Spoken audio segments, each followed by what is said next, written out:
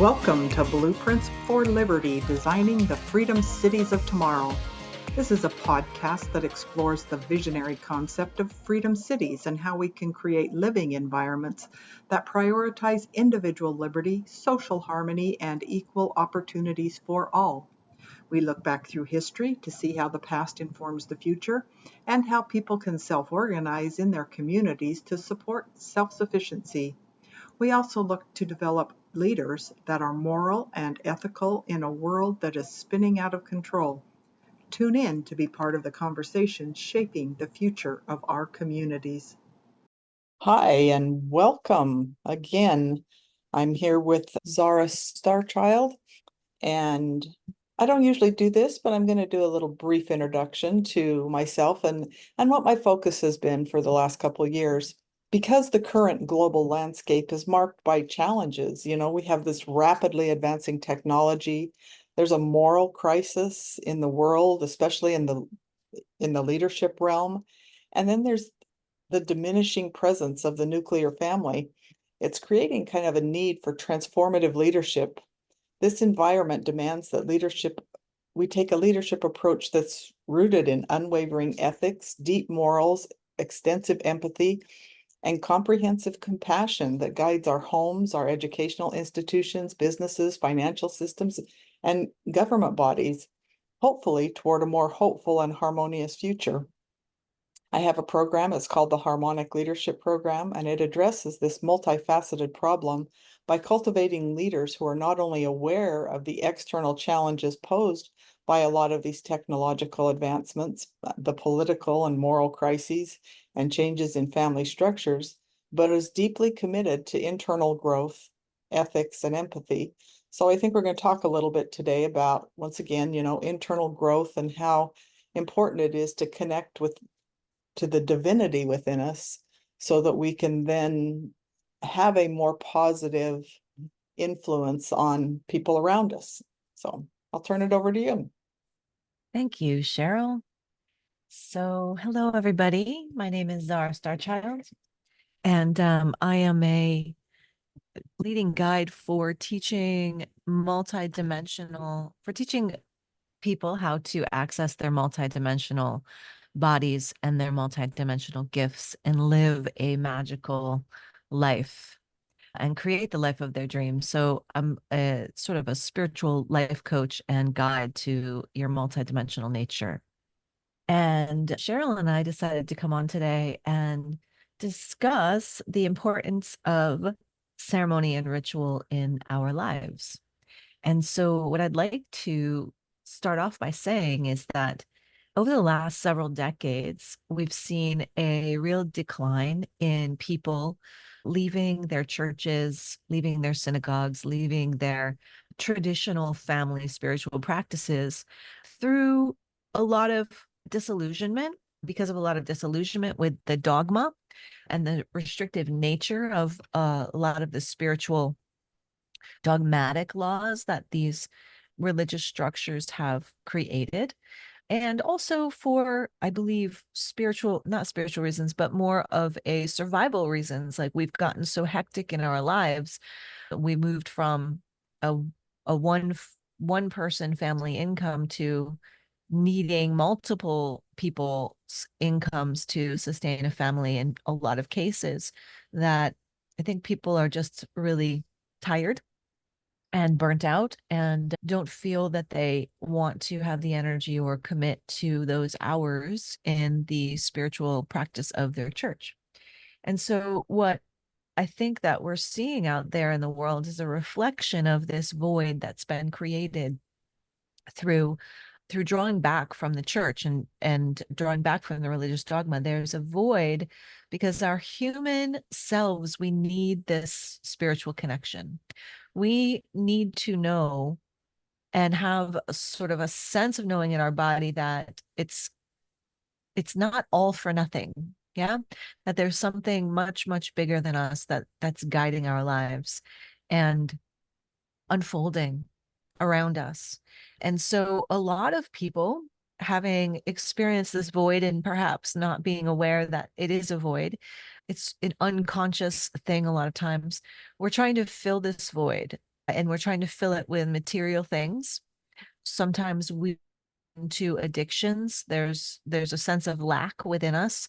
And so we turn towards substances to fill that lack.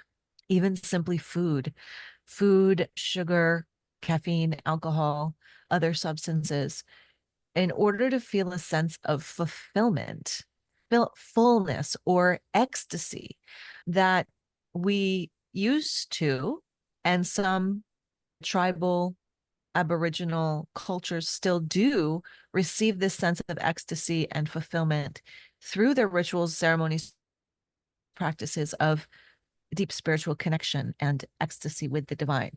And so there are lots of ways to create ceremony and ritual in our lives. And the fundamental intention to do this is to create our conscious connection with this source energy, with this creator energy, with this mother, father, God, whatever you want to call it, that has given us life and given us the opportunity to be in these amazing physical bodies and experience this amazing physical world. And so there's many different practices that we can put into place to create more ceremony, more ritual, and in essence, a greater sense of fulfillment and connection with this larger experience of ourselves as spiritual beings and of our connection to this conscious universal life force that is within us and around us everywhere. And I've got lots more to say on that, but I just want to tune in to Cheryl. Is there anything you want to share? Sure. I guess I think of, instances in my own life, and I like being said, many times over, I'm a student of history. I look back at, if we look at, way back in the day, biblical types of rituals and routines and things that they had. And they were very, if you look at the law of Moses, and many people during that time frame adhered to those very strict laws that said, oh, you can only take so many steps on Sunday, or you were violating the Sabbath. And we become really critical of those types of things. But I do believe that for them at that time, that they, and I believe we've evolved significantly since then, and trying to put our values and our continued blessing of enlightenment on them is really unfair, because they did find meaning. They did find fulfillment in some of the rituals and ceremonies that they had in their temples. And they felt like it did connect them to God or a higher being. And so I think it's really important that we recognize and respect. Somebody asked me one time, well, what's the difference between a religion and a cult? Because both of them are basically just trying to brainwash you. And I said, well, I don't know. I disagree with that. I think that cults are when individuals who are in power, it's a very top-down type of trying to control people. Whereas religions, and if you look at I'm doing a course right now on world religions throughout history, and every single one of them at the core, at its center, is a connection with the divine. Even though they teach certain principles, and some people have interpreted that to mean, oh, you have to adhere to these certain principles, and it's very, dogmatic and very restrictive. If you really study them, that's not what they were saying. They were saying, hey, this is the way that's going to bring you more enlightenment, connect you more with this divine. And if you want to, and I firmly believe, like we've had conversations, I believe in God. It connects you with God, but it also connects you, in my opinion, more importantly, with the divinity within you. I was always taught in church, that I was a child of God. And for a long time, I was like, oh, yeah, that's cool. Well, whatever. And then one day it hit me. It was like, if I am a child of God, just like if I was the child, if we go back to, I don't know, medieval times or whatever, if I was a child of a king or a queen, I was anointed. That was a process to become a king or a queen when I was born. And that meant I had divinity within me and that I was entitled to certain rights and privileges. And I think it's kind of the same thing with us. If we look at ourselves as children of the divine, we're going to want to engage with certain rituals and ceremonies that are going to connect us with that divinity within us so that we can realize our full potential. So I'll turn it back to you with that. Thank you. Yeah, that's great. Yeah, I think one of the main, what's the word for it? Identifiers. I think one of the main identifiers between religion and a cult is just that, whether or not it's empowering people, spirituality empowering people to connect with the divine and connect with the divine within themselves, or disempowering people, saying that the leadership, the priest, the priestess, the leadership is the only one in connection, true connection with the divine. And so in that way, the participants or the practitioners, whether they come to religious ceremony or spiritual ceremony, if they're giving their power away to the leader, or the leader is asking them to give their power away, and it's not so clear as, hey, give me your power. It's when you're giving your own innate knowingness of your own truth away to someone else who claims that they have the only way to the divine, the only bridge to the divine, or the only way to these teachings, and this is the only way that you can do it. So any of those only ways is really taking away the power of our inherent and innate connection to God and connection to receiving our own truth and our own authority. Now, when you say the words child of God, yes, exactly. That's what it means. We are imbued with the power of the Creator within us. And mature, as we mature as adults, as we mature as human beings, we can begin to embody more and more of that empowerment of our Creator and begin to co-create our lives and reshape our lives around us. But it really does take a decision, an intention to become conscious of our power and of our connection with divinity and of our trusting in the truth of our knowing, the truth of our vision. I spent some time in my early 20s researching with goddess culture early goddess, pre-Christianity goddess culture religions, and some Wicca. And through that, and I grew up Catholic. So I don't know if I shared this in an earlier podcast with you, but there was a period of time where I was very, very called to research the goddess. I was and research Wicca and research magic. And there was this deep ingrained fear inside of my being, which resurfaced. I had experienced this fear earlier in my life when I chose not to be confirmed as Catholic. But here it was again, and it was that if you are not Catholic, if you are not a Catholic, and if you're not practicing Catholicism or Christianity, you're going to hell. So I was terrified that if I even looked in those Wicca books, if I even looked at those ancient goddess religions, that I might be signing a contract with Satan and going to hell. But what I found within those books, what I found within the history of the goddess religion, was this ancient practice of loving connection with the earth and with the natural world and with our stewardship of the earth. And when you look back further, in Britain, when it was pagan and leadership was run by kings, queens, priestesses, and druids, there was an idea of this benevolent kingdom or benevolent queendom, and whoever the leader was chosen by the goddess, and the goddess was the earth, the land.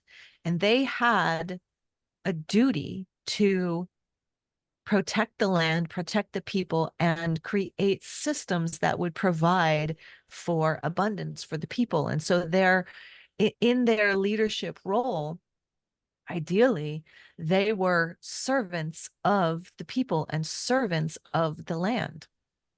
And we've lost a lot of that actually in our leadership, where you're talking about it as more of a top down. So it's like more of the people are in service to the leadership. The leadership is sort of funneling from the collective pond for the benefit of the self instead of the benefit of the all. And this is definitely one of those things that needs to be looked at, right, and turned around in our consciousness, in the consciousness of the individual and the consciousness of the collective, and also the consciousness of our people in leadership. And I think that's the end of that transmission. Did you want to share anything? Sure. I too have grown up, in a very religious environment, and at times it's very dogmatic. And my husband always laughs at me because I can't say this word right, but cognitive dissonance. Yeah, you know what I mean.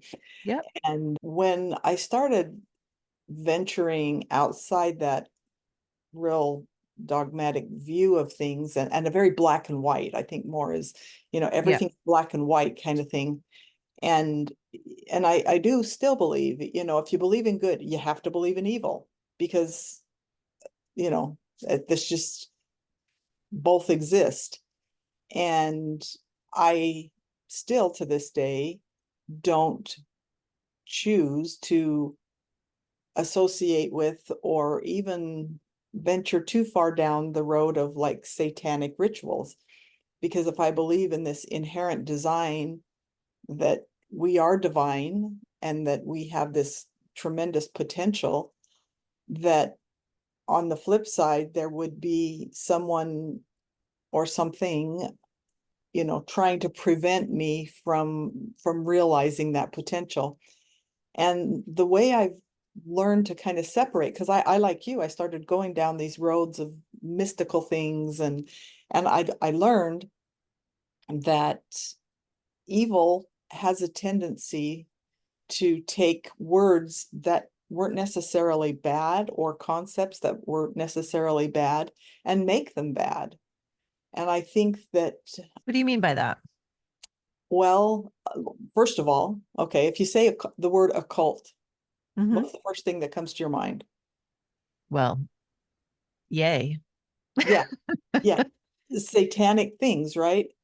And No, I don't think what? satanic things. I think, yeah, Christianity perhaps Yeah, thinks it's satanic. exactly. And I was raised, you say the word occult, and hey, here you go. And I looked up, finally one day, I looked up the definition of the word, and I was like, there's nothing in here that even implies that, not even Yes. close, Yeah. and you think of mystical things, and, once again, if depending on your religious background, your religious growing up, it's like, oh, those things are, they're going to lead you down a bad path. You got to avoid those things. And I was like, okay. But as I started looking into them more in their true historical context, I was like, wow, that's not what it means. And by taking those words and hijacking them and giving them these nefarious meanings, I think it discouraged, not just discouraged, but outright in some, cases, demanded that you not go down that road. And I because I believe in good and I also believe in evil, I think that the evil didn't want us to go down that road, because by going down that road, we might find that divinity. We might find Yes. those beautiful things inside of us. And so just, and if you want to look at it, take, religion and out of the equation, there's energy. There is energy in the world, and there is good energy and there is bad energy. And depending on which energy level you're tapping into is going to determine how you're going to either respond or behave. And as I have tried harder and harder to tap into the good energy, I have found that my life is more fulfilling. I've found myself to better understand. I mean, I've dealt with a lot of trauma and things in my life, and some really difficult situations. And that negative energy was driving how I chose to live my life every day. And I wasn't happy and I wasn't fulfilled. And I was looking to things that weren't, helping me find that divinity. But as I started shifting my focus, and it was weird because it wasn't like I was, and like I said, I've said this before, I'm 100% on board with therapy for people who it works for. It just never worked for me. And I'm not sure why. As I started just spiritual practices like meditation and contemplation and those type of things, all of a sudden I was tapping into a good energy, and I was finding myself to be more fulfilled and more and happier, and not seeking out things that may be harmful to me to fill that void.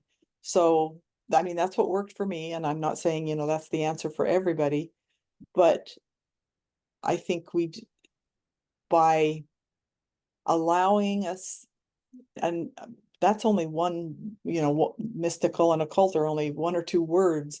I found this whole list of words that I was like, I need to really redefine a lot of words in my life and look at things through a different perspective, because I'm missing out on a whole lot of things that could really help me become a more satisfied and fulfilled person and realize that divine potential. So Absolutely. And so, yeah, exactly what you're saying. And so in that way, when our religious structures sort of place these concepts into the realm of evil and or satanic, what's actually happening is they're promoting fear in their culture so that people do not investigate on their own. And so if they do not investigate on their own, what is a cult? What is the multidimensional nature? What is the mystic? What is this? What are these things? If we do not seek it out because of fear, then we don't empower ourselves to make that connection to our own truth, our own higher self, our own spiritual body, and our own connection to God. Because the some of these practices, like such as meditation, yoga, energy healing, the occult, these practices actually connect us to our inherent power as co-creators on the earth, and our inherent power to connect to our own intuition, our own guidance, our own channel to the God Goddess, in order to lead our lives from our own authentic truth rather than what other people lay out as good and or evil and or whatever. And I want to just tap into this whole idea of good and evil, good energy versus bad energy. And I want to say that yes, right? There is both good and evil. There's both good and bad energy in this, in the way that we perceive it. In our mental bodies, we can perceive it as good energy. We can perceive it as bad energy. But as you sort of transcend higher levels of consciousness, you move beyond the duality in your consciousness. You may not fully embody it, right? Like, obviously, when we're still in our human form, there are lots of energies out there that we find unpleasant to be around and we don't like. But ultimately, when we move above our consciousness, which is anchored here on earth in duality for the most part, we see that there are symbolisms all over the world, such as the yin and yang symbol, which actually unifies the good and the bad, or the dark and the light. And so when you are looking at something as evil, generally that's the dark side of the yin yang, right? And that's also equivalent to nighttime. So daytime versus nighttime, where you're in the light or when you're in the shadow. And a lot of our shadow experiences or evil experiences, bad occurrences, have actually created us to become the more powerful, more courageous, more strong, more empowered people that we are. Sometimes oftentimes some of these incredibly dark experiences, abusive experiences, create our spirit to contract and contract into separation from God, right? And so some of them are designed specifically, these abusive currents are designed specifically to contract our consciousness away from God so that we become victims of the perpetrator and also under control of the perpetrator, whether that be domestic violent situations, or even just this sort of dogmatic experience where you are the sinner, you are guilty, and unless you come through this pathway, you will always be a sinner and live in eternal damnation. So when you step out of the duality of good versus evil, you can see the play of energy through a different lens, such as expansion, connection, oneness, and or contraction, shrinkage, right? Diminutive, and also disconnected from God, small, separate. And so just like the nighttime is a rest period, a dark period, we then open up in the morning and we appreciate the light. The dark periods of our life are designed to create a sense of introspection, going inwards, making changes. This is not what I want to experience. And then seeking the light, right? So a lot of times when our consciousness is in separation, we get so dark and so contracted and so diminutive, and it's so uncomfortable to our spirit that it forces us to leave a situation and then seek the light, seek the greater expansion, seek the growth. And even good energy versus bad energy, when we label it as that, we create this like, oh, I don't want to experience that. I don't want to experience the bad energy. And energy really is just energy, and our perception of it is what creates it to be bad in our own minds. Whereas when we, for instance, lift above the duality, but I am by no means a master at this. I want to say I'm by no means a master at this. I have some mastery in this, and I have had some experience of these exalted states of oneness. But when we lift up into that state of oneness, we see other people's or even our own negative energy, negative thoughts as just bandwidths of energy that are in need of transformation and or are calling for greater love, greater assistance, greater compassion from our own being. And then we have the experience when we are in those negative thoughts, we get to have the experience of the negative emotion and the contraction in our own being as contrast to the joy, the peace, and the more expanded feeling of connection with all that is. So those contrasts give us our power of choice. And how do we utilize that power of choice? How do we pull our thoughts out of the spin of the negative trains of negative self-talk, or the trains of negative thought, taking us into a experience of contraction and discomfort? And then, like you said, you started meditating. We start meditating, we start making these conscious connections with the divine. Then we start to pull ourselves out and realize that we actually have power over our own minds, over our own thoughts.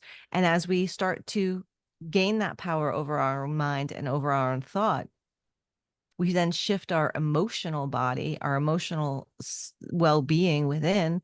And as we become more peaceful, more joyful, more expansive, more connected, as we become our greater selves, then the emotional body that was in a state of contraction starts to detangle from the physical body, which brings in a greater sense of health, a greater sense of vitality, a greater sense of clarity.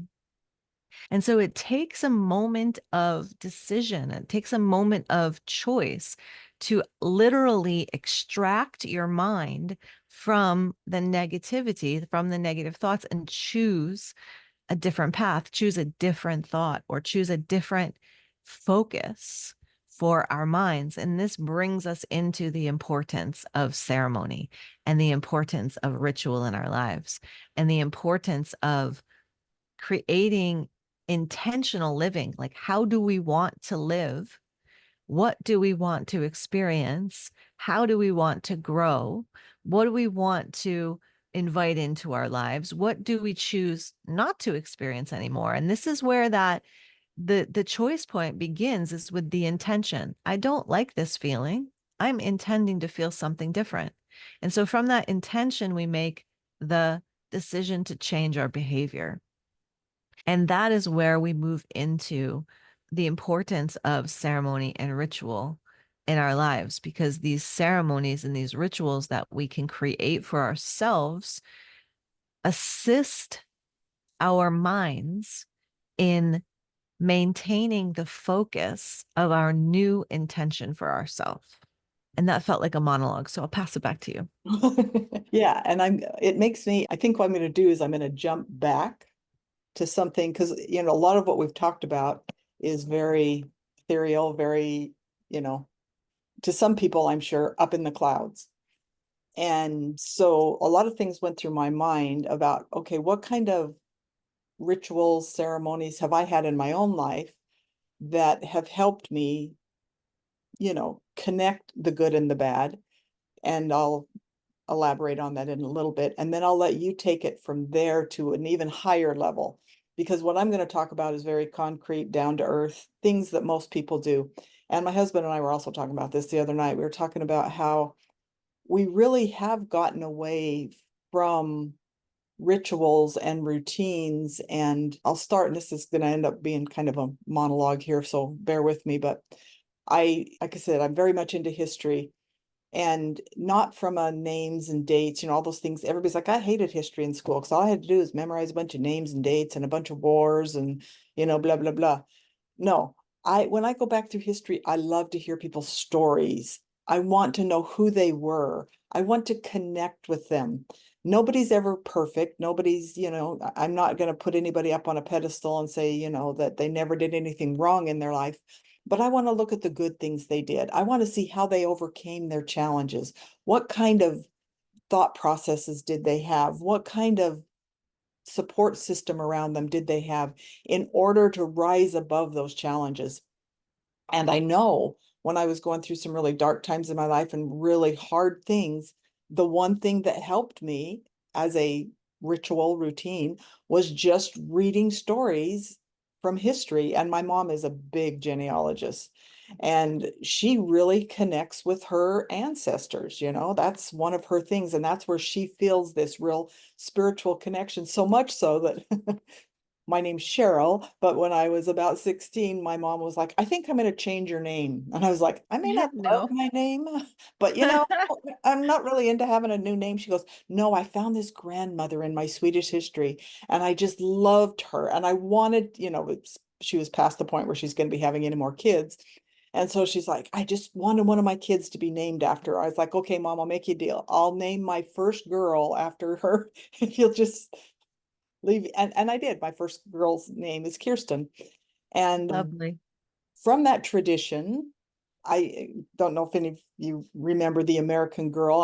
There's still American Girl doll series out there, but my girls were very into the American Doll series, and there was a Swedish doll, and not only did we get the doll, and my mom made her a little, because they celebrate St. Lucia Day. My mom sewed quite well, and so she made her this little outfit, St. Lucia outfit, and this little crown of candles, on her head. It's right around Christmas time, and so every year we celebrate St. Lucia Day, and we had a little cookbook of Swedish foods, and we would make Swedish foods, and it just connected us to these people in our history. And I live here in Virginia, which is where a lot of our founding fathers were either born or spent a lot of time. And I'm a big lover of US history and the Revolutionary War period of time. And as I go around and visit these historical sites, I can truly feel the spirit of these people who, in my estimation, gave everything to give us the blessing of freedom that we enjoy today. And I feel truly connected to these people. And I do some tours for the Historical Society. And one of the tours I do is a graveyard tour, and it's not a ghost tour. We just go around in the day, middle of the day, and talk about different people who were buried there. And I feel connected to these people who are buried there, and their stories and who they are. And that really, understanding their stories, understanding their histories helps me. And one day when I was doing this tour, it just dawned on me. My father, growing up, it was interesting, the town where my mom and dad grew up, my dad lived on one side of the railroad tracks, literally. Railroad ran right through the middle of town. And my mom lived on the other side, and my mom lived on the wealthier side. My dad lived on the poor side, and they really were extremely poor. And he grew up in a family whose name was not known for good around town. And he, at some point in time, decided he was going to make it his goal to change that last name and make it something that was respected and was made for good. And it made, as when I was growing up, and he'd tell us how important it was that we had this name, because a lot of times I would go to school and there would be other people in my class, and somebody would say to me, "Oh, you're related to so and so," ooh, just based off my name. Mm-hmm. And I was like, I'm not that person. You know what I mean? I found that rather odd. But I came to realize how important it is to have a good name and to honor, and this goes back to what my husband and I were talking about, is, what town were we born in? Is there something about pride in the, my husband grew up in one little town his whole life. I moved all over the place, but I still have a real strong connection to my home in Wyoming, and it's where my family is from. And we came and went several times from there, but there's this pride, and pride can be a bad word, but it can also be a good word, in that I'm from Wyoming. I'm proud of the fact that I live in this country. I'm proud of the fact that I have this last name. I've since gotten married. My name isn't Harsha anymore, but that's still a part of me. And I have found a tremendous amount of connecting the good and the evil by looking, or, the good and the bad, or the night and the dark, by taking these unfortunate situations and connecting them to good things, connecting them to good people, and connecting not just from reading their stories or whatever, but really trying hard to connect on a spiritual level to them, so that I can maybe tap into some of the divinity within them to help me, develop my own, divinity. And then, we talked a little bit before we jumped on here about, holidays, getting together with your families. These are traditions. These are things that we've gotten away from so much in our fast-paced world that we live in. And to me, these are things that help us connect on some level to, the divinity within us. So those to me are some of the practical kind of things that aren't so, I don't know, they are spiritual, but ethereal things out there. But I'll let you take it from there and kind of build on it, because I feel like that's kind of on a day-to-day basis, some of the things and another thing is, I find, because I am a religious person, I read scriptures every day, and I find that's another ritual or ceremony, and I do go to church, and I do partake of a sacrament, and I do find those things are helpful to me from a practical everyday experience. Yeah. Yeah. And they are very much so. Yeah. So let's talk about that for a bit. So, I mean, it sounds like what you're doing, and again, this is like kind of coming from your own intuitive knowing of yourself and following that passion within you, to connect to the ancestors, which is in, a practice of a spiritual practice that is timeless, basically connecting to the ancestors, receiving their stories, receiving their strengths, being inspired by them, that sort of thing. And then the holidays, of course, and the gathering of the family at the holidays and the rituals of the holidays. And most of our holidays, most of our religious spiritual holidays are based upon the pagan ceremonial holidays that celebrated the cycles of the earth and the cycles of our life as well. For instance, Christmas, the birth of Christ on the 25th correlates to the winter solstice, which is the 21st of December, right? And it's a big, big holiday. And the birth of Christ, the Son of God, is the same phrase, right, as the rebirth of the sun on the winter solstice. And how the winter solstice represents the rebirthing of the sun, because on the winter solstice, the night of the winter solstice, it is the darkest night of the year. And the morning of the winter solstice, the sun is now on its return cycle to its fullness again at the summer solstice, the longest day of the year. So throughout history, tribal people, pagan people that have been in connection with the earth have built these incredible stone structures all over the world.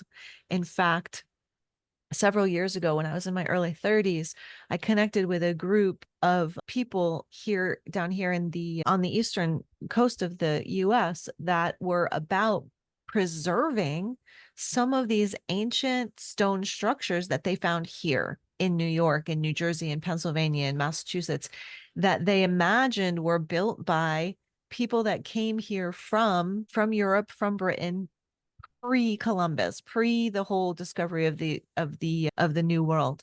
And these stone chambers are built all over the world with the door facing the direction that will be in direct alignment with the sun rising on the horizon on the day of the winter solstice. So if I just moved to this beautiful lake house, and we have been watching the sunset every night. And we're watching the sunset over here in the wintertime, and we're watching the sunset over here in the summertime. And there's a good, I don't even know how many miles apart if you were to actually count it in distance, but it's a really quite a distance where the sun sets in the summer as where the sun sets in the winter. And the same goes for where the sun rises. I just never get up early enough to see that most of the time. So the precision of where those stone chambers were, how those stone chambers and a lot of the stone monolith structures around the earth, they are precisely aligned to capture some of these pivotal moments within the cycle of the natural realm of the seasons. I did a visit to South Africa many years ago, and there's this guy out there. His name is Dean Laprini, for anyone that's interested. He does tours of South Africa and Cape Town, and he's a geomancer. So he tells the story of how he's woken up by his guides. He has this great book.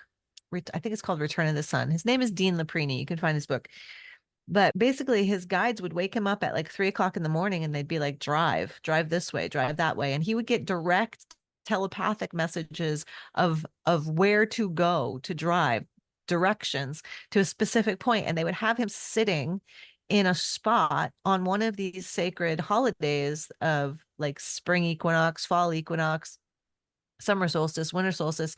And he would wait as the sun would rise or as the sun would set, and the sun would go directly through a specific hole in a rock, or he would see a rock that was positioned in a precise way, that where the sun would rise or where the sun would set, or where the moon would rise or where the moon would set on a particular day, the light of that celestial body would be shining through the hole of the stone. And most of the time, I'm not going to say most of the time, a great deal of time, these stone structures were faces that were carved, huge faces that were carved into the sides of these mountains, that if you just look at them, they just look like rocks. But if you look at them from a particular vantage point, you can see the entire face of the guardian being that has been carved into the rock, with the precision of the sun coming directly through the eye, or directly through the heart, or directly through any other part. It's really, really amazing that the cycle of the natural cycle of the earth and the seasons have been celebrated since prehistory, pagan, early history. We've given homage to the earth, given homage to the sun. It was one of our very first things that we celebrated. So we have Christmas that coincides with winter solstice. Both are the birth of the sun. And then we have Easter, which corresponds with Estore, which is another fertility and rebirth, right? So where in Easter, Christ was sacrificed on the cross, he was dead for 3 days, and then he rose again. He was reborn again in the light. Easter, that's what Easter represents for us. It's the sacred holiday of the Christian religion, whereas Estore, around the same time, is the rebirth and the fertility of nature and the natural world. And it's when the animals are mating, they're in their mating season, and they're bringing forth their next lineage of descendants. Birds and squirrels and rabbits and all of that stuff is going on, as well as the trees coming back into bloom and reflowering. And so a lot of our religious holidays are based upon these ancient holidays that celebrated the cycles of the natural world and the cycles of our life. And so, yeah, I'll leave it with that. There's a lot I want to talk about here in regards to like the importance of setting our intentions and creating sacred ceremonies and rituals in our lives to enrich our lives and enrich our deeper connection with God, source energy, and with our natural world. But yeah, so I'll just toss it back to you, Cheryl, with that. Yeah, there's so much. And, I think of other holidays. I mean, even Thanksgiving, although, in America, the Thanksgiving, we go back to the Pilgrims, but, Canada has a Thanksgiving Day. And I think most cultures, to some degree, have a Thanksgiving Day. And it's just a day of giving thanks. It's a day of, being aware of everything that we are blessed with, and knowing that we have been gifted all of these things from the divine. And when we recognize that we are given these things from the divine, and when we take the opportunity, yes, I know it's wonderful on Christmas to get gifts and give gifts and all that type of thing, but if we do it in the spirit of, celebrating that connection we have, then the gifts mean so much more than just, oh, I got a new sweater for Christmas, or, oh, I got that, bicycle, my kids got a new bicycle or something. That there's something that connects us. And I also think back, Christmas was always such a magical time for me when I was a kid, which I think it is for most people. But I just loved it at night when, we'd leave the Christmas lights on the tree on and go to bed, and I'd wake up, because it was still dark. We lived in Alaska, so it was still dark in the morning. And those lights, they were just magical. And I can remember so many of the gifts that my parents got for me from Santa Claus. But, on some level, I knew it wasn't Santa Claus. But the love that I felt from them, because they wanted to give me those gifts. And that really, it meant a lot to me. And once again, it goes back to that, if I've often said that if God is our Heavenly Father, it makes me understand my own father's love for me. And as I've been married and have my own kids, it makes me understand my own love for my children. I think if I can love my children, despite the fact that they're not perfect and they do, you know, a lot of things wrong. And I was a very strange child, okay? Was when I was a teenager and I would do something wrong and my parents would get upset with me or ground me or whatever happened. And you know, you go to your friends, well, I'm grounded, rah, rah, rah, rah, rah. And they're like, oh, you know, and they're buying into it. And I was like, no, no, no, no, no, no. My dad and my mom are not bad people. They grounded me because they love me, because they care about me. And I understood that. And That's really wise. That's a really wise kid. Yeah. I wasn't wise in all aspects, as I'm sure my history will tell you. But I always understood that. And because I understood that, I also understood as I went to church, I know that many people felt like, oh, God's going to be disappointed with me if I do this, and you know, and I'm going to have to, you know, go do my penance or whatever because I made a mistake or whatever. And I'm not knocking, you know, those rituals and routines, but yeah, God might be disappointed with me for making certain choices, but it isn't because he doesn't love me. It's because he does love me.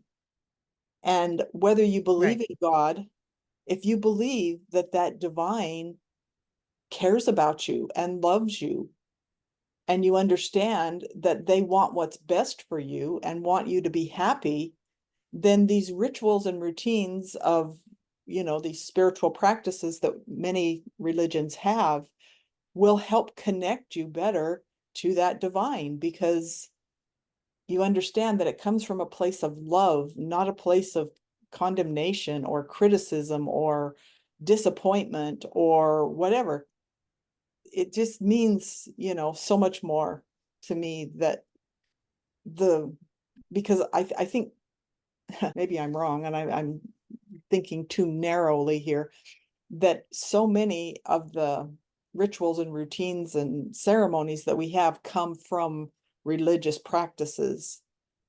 And so many people have come to view them as burdensome and, you know, that we don't need to do that anymore. We've evolved beyond that, when in reality, they are the things that connect us with the divine. Absolutely. Yeah. And that's and in just in shifting the intention around these things, around these ceremonies, that like around these perceived obligations, and seeing them as an opportunity where the world shuts down for a while because we're on holiday, to give us the time and the space to make that conscious connection with the divine, with God. And you know, you mentioned Thanksgiving. So Thanksgiving is another one. And Thanksgiving was not a pilgrim holiday. It was actually the indigenous holiday. And Mhm. that indigenous holiday was pagan. It Mhm. was a celebration of the harvest of the earth. And it was gratitude to God for the good harvest of the earth before going into winter. So the meats and the feasts and the animals and the vegetables that they had harvested, um, and the need for, so they would have this big feast before winter to sort of fatten up, but also to give thanks and gratitude for the bounty that would take them through the winter. So it was a very intentional holiday for the indigenous people. And that holiday is celebrated all over the earth, like you said, in different forms and in different times, right? So often there's a holiday in late August, which is between the summer solstice and the fall equinox, where they have a similar holiday called Lama, which is again giving thanks to the earth, giving thanks to the grain, and also celebrating the fertility of the earth and the resting period that the earth was about to go through in the wintertime so that it could be reborn and bring forth more fruit next year. Yeah, so really, really interesting. So let's talk about a little bit about like the importance of our intention and what we want to create in our lives. So if you've been listening to this so far, we've been flying around on all these different topics, but specifically what we're wanting to hone in on here is like, why do we want to do ceremony? Why do we want to do ritual in our lives? What benefits can we receive from ceremony, from ritual? And does it need to be in a church? And doesn't need to be, I'm just going to say it doesn't need to be in a church. It doesn't need to be in a synagogue. It doesn't need to be in a temple space. It could be in your very own living room or bedroom or little corner of a room that you set aside for yourself. But it's important to discern or decide what your intention for your ceremony is, or what your intention for your life is fundamentally. So if it's something like a deep desire to connect to your own spirit, to connect to God and to feel that connection instead of the separation, then you're inviting God into your heart. The intention is to invite God into your heart, invite God into your life. And how do you do that? You have to set the intention, and you have to set aside time to build your relationship with God, with spirit, with the divine. Does it need to be a lot of time? No. It could be very, very simple, a very, very simple ceremony or slash ritual in the morning when you wake up. The ritual very easily could just be an affirmation or two that you repeat to yourself. Today, I intend to experience my connection with divinity and all that is. And I ask that all things reflect me back to this intention. All things that I see that are in conflict with this actually trigger me to seek a greater connection to God, a greater connection to spirit. And then you set that intention in the morning, and your entire day could be a ceremony. Your entire day could be a ritual of connection to God, so that when you are gardening, you're being mindful of the earth and the essence of the spirit in the earth, and the essence of the spirit in the plants, and the essence of the spirit in the critters around you. And so everything is in connection to God. How is God speaking to you? Through the spider, through the cricket, through the moth, through the butterfly, through the eagle. I've had such incredible experiences with creatures connecting to me in ways where I'm thinking about something, and then there's the critter, there's the creature. Or the recently I had an eagle. I said something to a friend of mine, like I was wanting to open my vision in a more expanded way so that I could see more, because my primary psychic gifts for the longest time have been feeling and knowing, telepathy, but not so strong seeing. And so I just said this out loud, and this eagle out of nowhere started flying around us, and it flew in a circle around us 4 times before flying off. In my mind and my meaning, I said, I want to connect more with spirit through vision. And then there's an eagle, which is a symbol of the higher vision, right? The eagle is flying above the land, and it's the symbol of the higher vision, the higher perspective, being able to see above the mundane. So when you're making that intention to connect more with divinity, and you set that intention in the beginning of your day, that can be your ritual. This is my ritual. And then my entire day is my ceremony of connection, of being aware, being present of my connection with divinity, and fulfilling, enriching, and feeling. I mean, I can't, for the longest time, I had a very touch and go experience with God and with spirit, whereas I believed so strongly. And then I also had this intense distrust and fear that all of what I had been taught in Catholicism about God was actually a lie, like that there was no God. So I had this deep connection with God and deep connection with spirit, and then this fear that it was all a lie, that it wasn't true. And that plagued me for a very long time. So having these, and there was a period in my life where I set the intention to trust, impeccably trust God. I wanted to get rid of that fear entirely, and impeccably trust that there is a God, that there is a divine plan, that I'm in alignment with it, that I'm being communicated with by spirit. Spirit is right here. It's not somewhere else. It's not just in a church. It's not just somewhere else. It's all around you always. So I set that intention many, many years ago.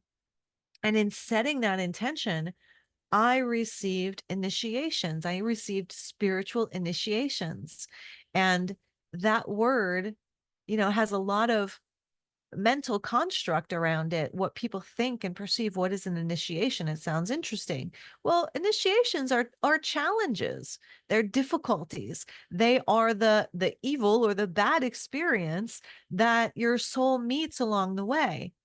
And those initiations are there to challenge you, like, okay, well, can you see God in this situation? Can you connect to God in this situation? Can you trust God right now when all the shit is hitting the fan? Can you do that?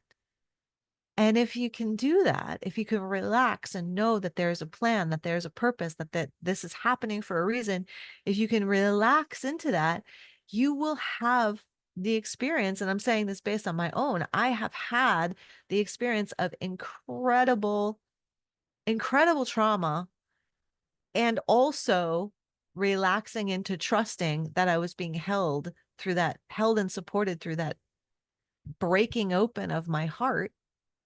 And what followed was exactly that, incredible support. Shamans from Colombia happened to be in the area like the next day. They took me through a healing process that was like super simple. But in that healing process, I had the visceral experience of physical discomfort leaving my body.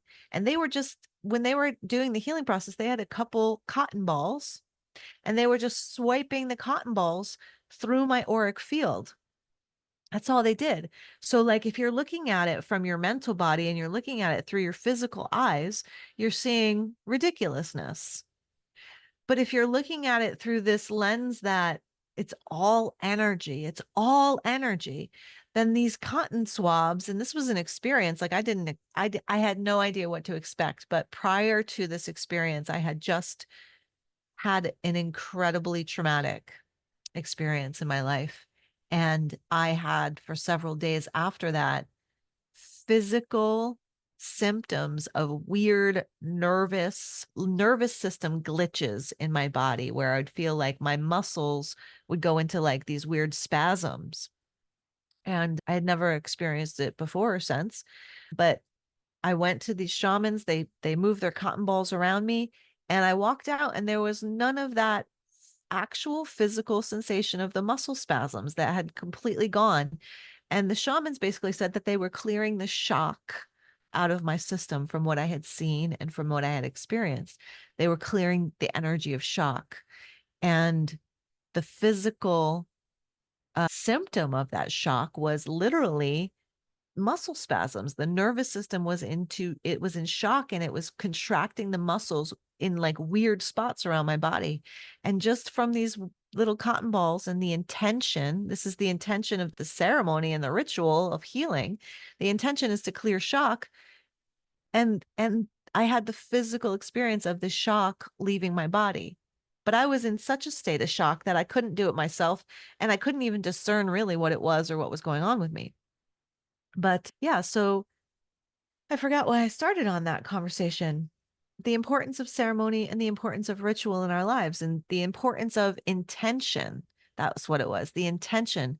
So when you are when you're on your path, when you're on your journey of creating your life as the own artist of your life, what is it that you intend to create for yourself? What is the next intention that you desire to experience? And then set that intention in a ceremony or set that intention in a ritual.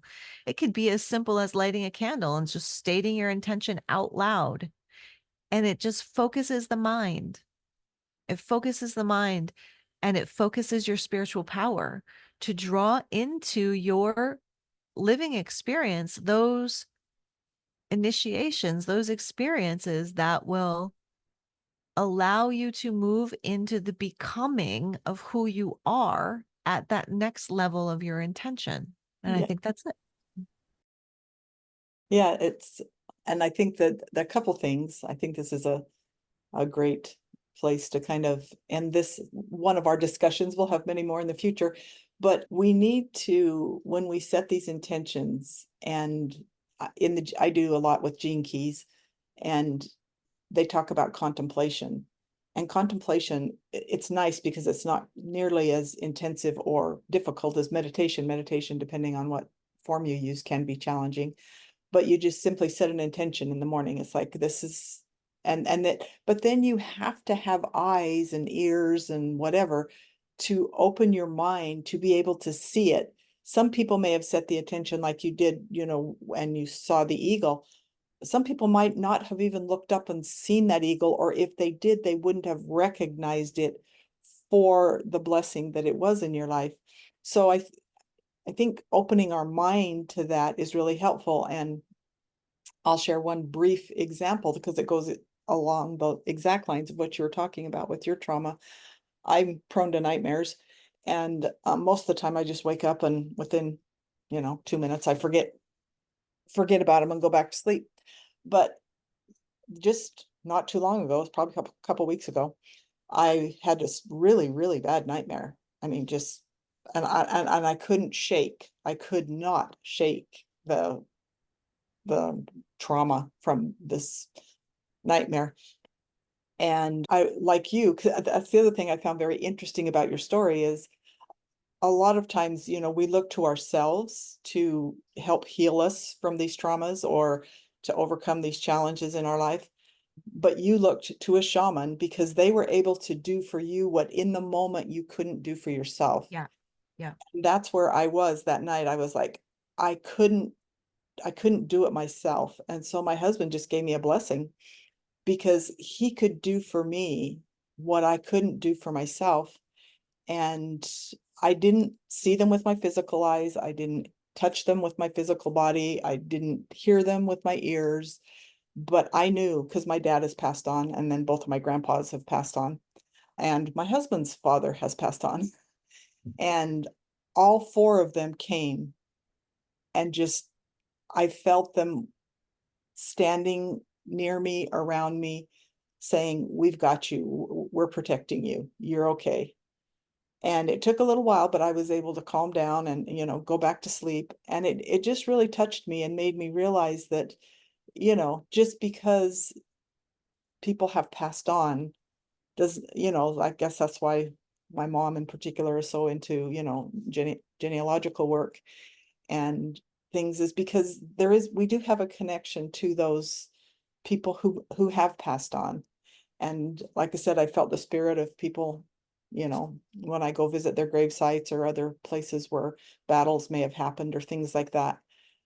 I think they're there to help us. I think they're there to lend us strength to be part of these rituals and routines, because it can be challenging in the world we live in, as crazy as it is and busy, and we're so connected to the material things that we don't always take the time to connect with all of the other far more helpful, positive, insightful energy, good things that are out there to help us.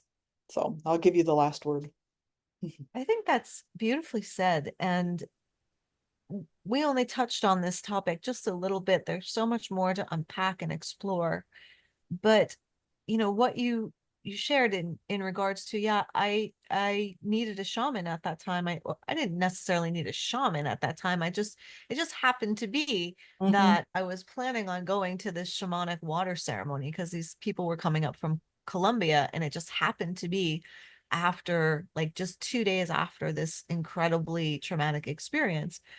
And so in the it wasn't I was in a totally altered state because of the trauma and because of the shock. So I was kind of just like there, moving through the motions, knowing that I needed help, knowing that I needed support, and also a willingness to ask for help and Mhm. ask for support. And I think that there's a lot of people out there that don't feel worthy of asking, don't feel worthy of receiving, don't believe that if they ask that they will receive. And that's obviously through, patterns that they have received in their life of people not being there for them. But it's very important to ask above the personality level, ask above to the spiritual level for the help, for the assistance. And in the asking of it, what happens, and again, the asking is setting the intention, help me, help me. I'm open to receive. I need some help. I need some guidance. I need some support. And in that intention of asking for the support, we open ourselves up energetically to receive. It also assists in helping our mind, because we've set the intention for the ask. So our mind is now looking for the answer. The mind is now looking for the solution. It's not on a conscious level, but it's on an unconscious level. And so when we receive that blessing, when we receive that, this eagle sighting, or the shaman just showing up, they were already planned to be there during that time in my life.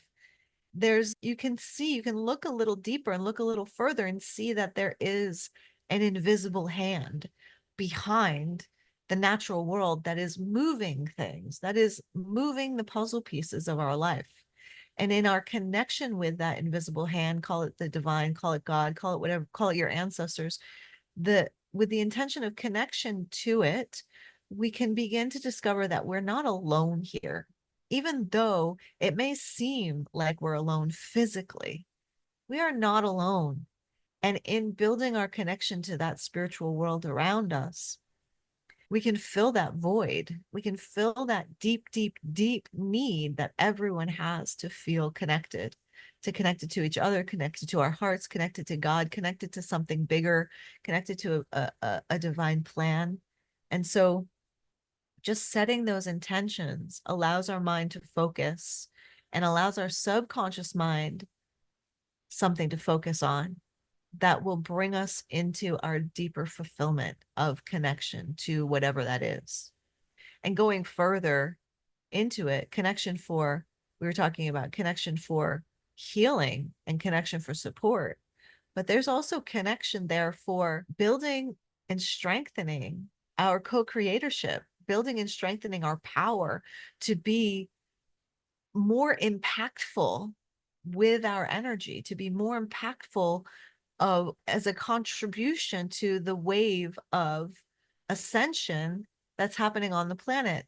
Ascension being the enlightenment of our consciousness, that we're not alone, that we have help, that we are in connection with spirit, that there's more to it. So as we build our connection, we build our empowerment, we become greater greater servants greater servants of spreading this knowledge, spreading this experience, so that others can also feel their connection, so that others can also attain their empowerment, so that others can also receive, download, and give their divine gifts to the world, whatever they may be. Whereas yours might be a historian, right? Like as a historian, or doing those cemetery walks where you're connecting people with the ancestors, connecting people with the myths and the stories, and where they can see themselves inside of this greater tapestry of our human history. That is a divine gift that you offer the world. And in connecting people with their ancestry, connecting people with the spirits that have gone before us and their stories, and they're feeling their connection to them, that is enriching their lives, and so on and so forth, and so on and so forth.